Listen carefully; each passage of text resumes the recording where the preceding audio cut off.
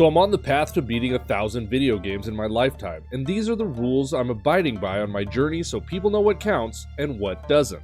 Rule number 1, it has to have a story mode or campaign. Multiplayer-only titles like Apex Legends or Fortnite don't make the cut, no matter how many hours I put into them. Additionally, games that tell their story through the playing of multiplayer like the original Titanfall or have lore hidden throughout by playing multiplayer like Hunt Showdown also don't make the list. Older titles like Street Fighter 2 or Mortal Kombat that don't have a story mode per se but do have that tower thing you fight your way to the top of make the list as long as they aren't replacing the actual story mode.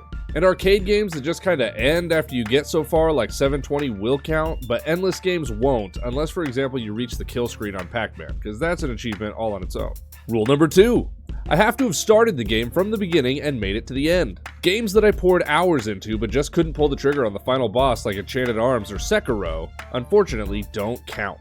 Older games that got rented from Blockbuster like Resident Evil 2 or games borrowed from friends with saves at the end like Pokemon Blue also won't count. Games with Easter egg joke endings like Far Cry 4 where if you just don't get up from the table and the game ends, again, don't count. However, games with optional endings at the end of the game, such as Bloodborne, do count. Rule number 3, any version of the game counts as long as it's the full original version. For example, Uncharted 4 Thief's End features a Crash Bandicoot section. That doesn't mean I beat Crash Bandicoot. And games like Ninja Gaiden that have been released multiple times and people argue that version B is easier or harder than version A, it doesn't matter. Finish any version and it counts.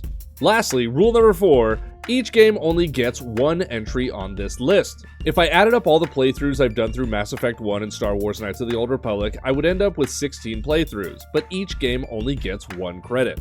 And again, games that have been released multiple times or have multiple editions like the Elder Scrolls V Skyrim, that have been released like 19 times across various platforms, also only count as 1, no matter how many of the different versions I've played.